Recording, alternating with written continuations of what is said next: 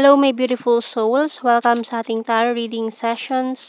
Keep in mind, it's a general reading. It may resonate or it may not. Kunin nyo na lang po kung para sa inyo and leave the rest. Maaari mag-shift ang energies or makabaliktad ang sitwasyon. Kaya kayo na pong bahala kung saan kayo nakalugar sa reading natin. Okay? Let's see.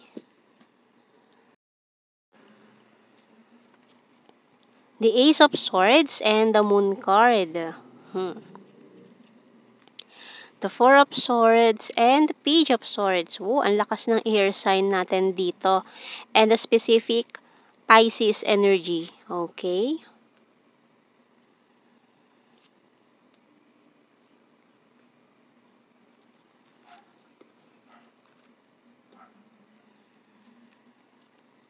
We also have here the Three of Cups and the Seven of Pentacles.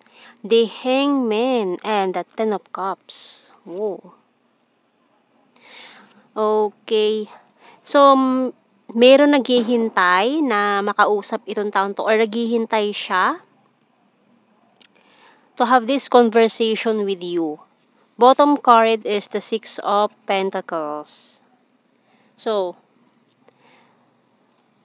may mga plano itong taon to or nililihim niya to matagal na pero may mga plano siya na kausapin ka ngayon. Maaaring bago matapos atong 2023, this person will communicate. So, you're trying to move on na from this situation. Parang situationship lang itong nangyaring ito. Hindi naging kayo or walang naging relationship in the past. Pero may gusto lang siyang linawin or iklaro or bigyan ng sagot. Tingnan natin. Kasi matagal siya parang iba yung term. Matagal siyang nanahimik eh. So, hindi 15 years Matagal siyang nanahimik. And hindi niya nagawang sagutin itong mga tinanong mo sa kanya noon. Pero ngayon, parang ready na siya na sagutin yung mga tanong mo. So, we have here the Mirror, Coffee, Dreamcatcher, and Bird. So, kasi parang malaya na siya na parang malaya na siya na sabihin or i-spill lahat. Sunglasses. Kasi, ayaw niyang ayaw niyang ma-expose. Bottom card natin is Waterfalls. Pero malalim tong feelings na to Nilihim niya lang, tinago niya. Tingnan natin message ng Archangels.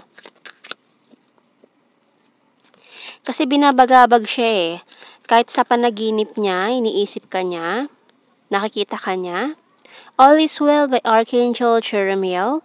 Everything is happening exactly as it's supposed to. With hidden blessings, you will soon understand. Okay, 333 na. 333 angel number, nakita ko pa. So, ayun. So, kung ito ay kailangan mangyayari talaga. Walang makakahadlang dito. So, all is well. Ayan, ang mga mangyayari ay mangyayari. So, kung itong mga reasons na ito or bakit ngayon lang sa hinaba ng panahon na nanahimik siya, bakit ngayon lang, kasi maaring it's about timing. Right time. Ganon. Tingnan natin. I know I messed up everything. It's time for me to heal now. So, maaaring nag-heal na kayo parehas Bakit after mo makamove on, makalimutan lahat, tsaka pa niya kailangang mag-explain? I'm becoming a better person. You and I were too young. I wish things could be different. We both know I'm not the one for you. I wish I had treated you better and I wish I could share my good news with you. 444 naman. Okay. Bottom card, I bury myself in work to forget you.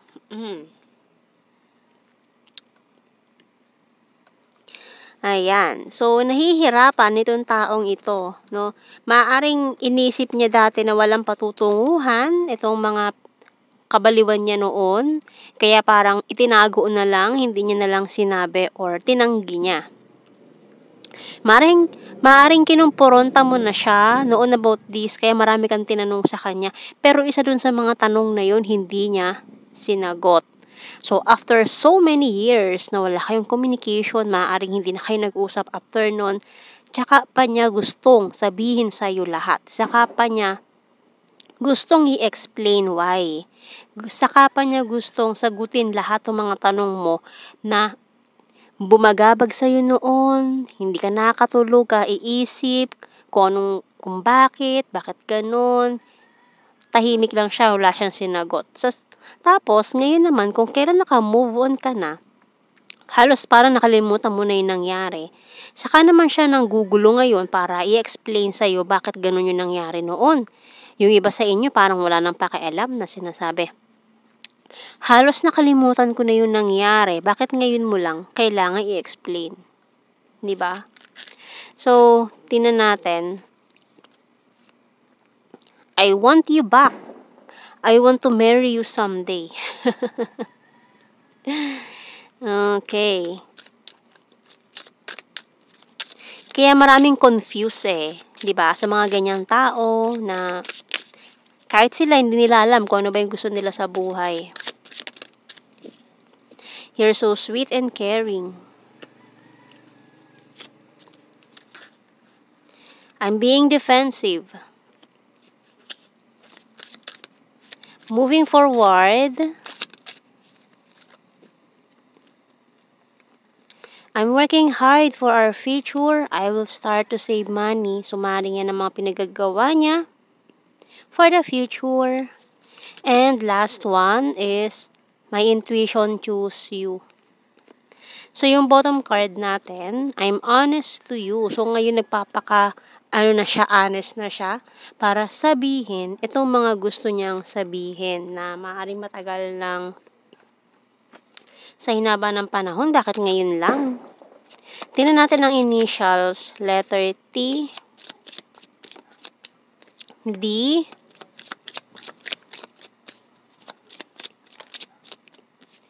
X, Z,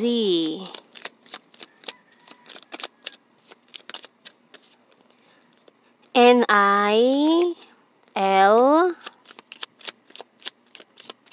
and last natin G. Yung bottom card, Enye. So, tingnan natin sa ating blue card. We have your chaser. Twin flames. Oh. And separation. Maaring, for some of you, it's a twin flame in separation. So, tingnan natin.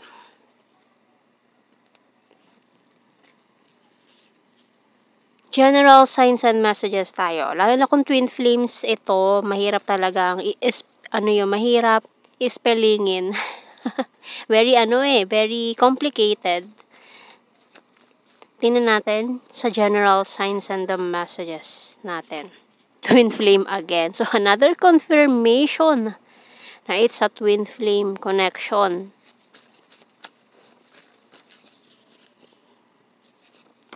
Very loyal. Wands is fire sign, Aries, Leo, Sagittarius. Patience, please. Confusing no? Confuse Practical. Kind-hearted. Ex-lover. Emotional. Number 9 and 10. Shy at first. National Capital Region, Libra, 7, and Weird. Number 5, Perfect Smile, Sexy Body, Earth Sign, Taurus, Virgo, Capricorn, Quiet Person. Number 8, Long Distance, Intelligent, South PH, good heart, creepy stalker, food lover, and the karmic relationship. So, yun. Maring nagkaroon siya ng karmic relationship, kaya nagkaroon kayo ng separation nitong taong ito. So, it's about reconnection with your twin flames. So, yan ang ating reading, my beautiful souls. Thank you for watching. Take care and God bless. See you in our next reading, guys. Bye-bye.